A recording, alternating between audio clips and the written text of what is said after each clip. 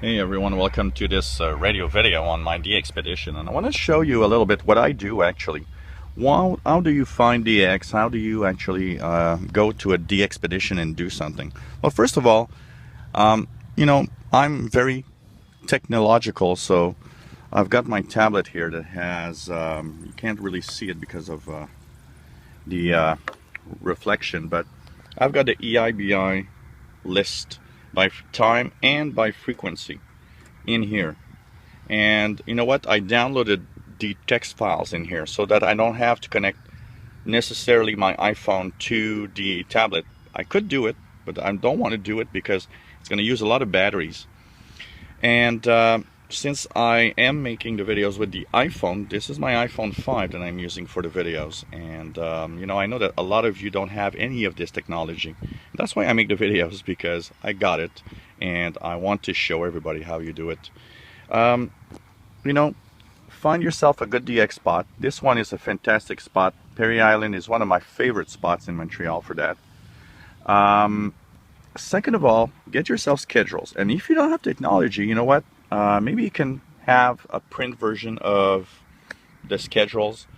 You can go maybe to a shop that can print them for you if you don't have a printer or anything. I'm fortunate enough to have these in here, and you bring along your favorite radio.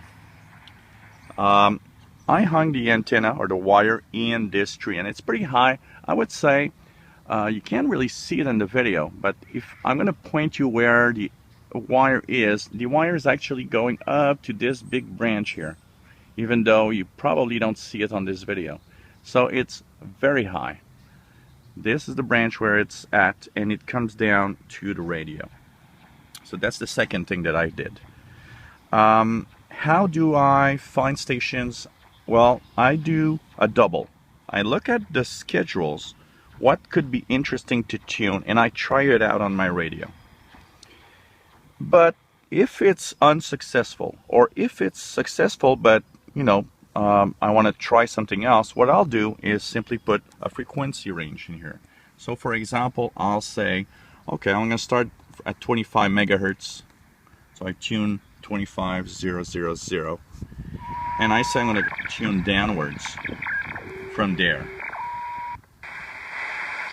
And usually if I'm not in the broadcast band area, what I'll do is I'll stick to signal sideband, because it's easier to hear when there's a very weak signal when you're in the single sideband mode. And I'll just tune and tune and tune around.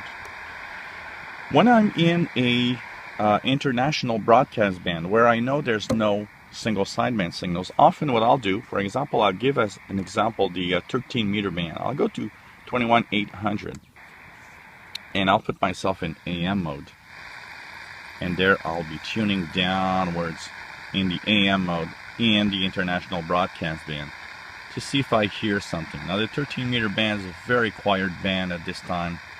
Not a lot of stations are using it, and so there's nothing here.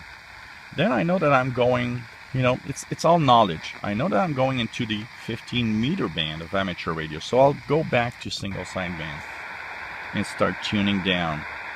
Notice that I go 1 kilohertz at a time, and that's because you don't want to miss anything. If you go into the fast mode, 5 kilohertz, you might jump over a station. So you got to be careful with that. And I'm going to tune down and see what I can hear.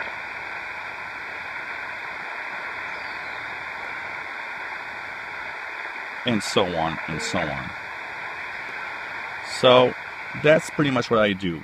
You can choose an international broadcast band. If you have a receiver that doesn't have sideband, then stick to the international broadcast band, which is pretty much where you'll find stations.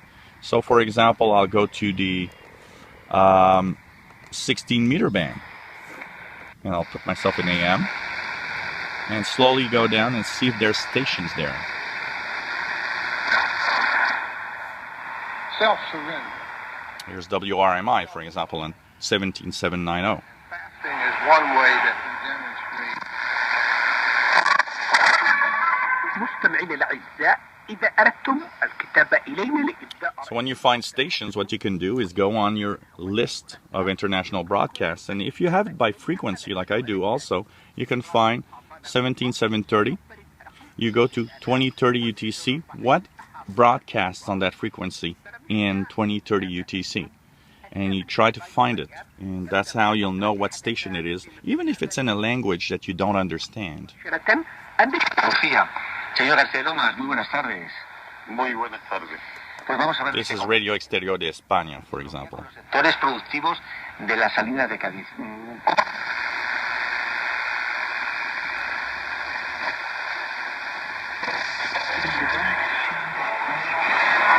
So that's pretty much what I'll do. I'll go through the international broadcast bands. I'll go through different frequencies, try to find unusual signals also that I might not know about.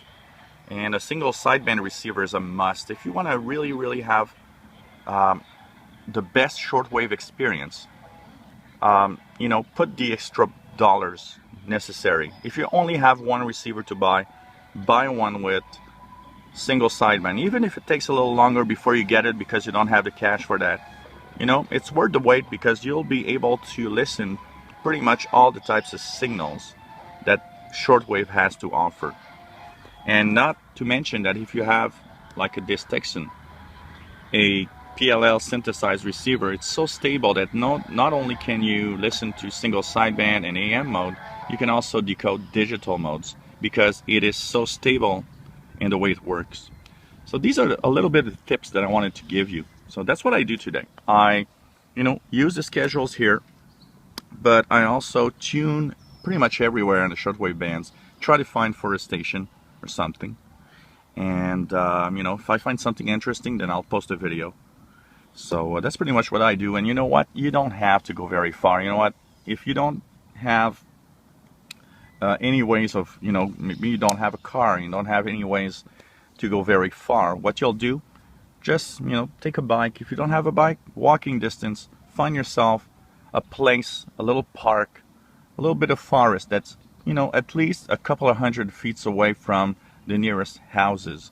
And the farther away you are from civilization, and it's really true, the less noise you have, and the more you'll be able to DX stuff, even with a very simple receiver. This is not even $100. And it shows you that you can actually DX with a little receiver like this.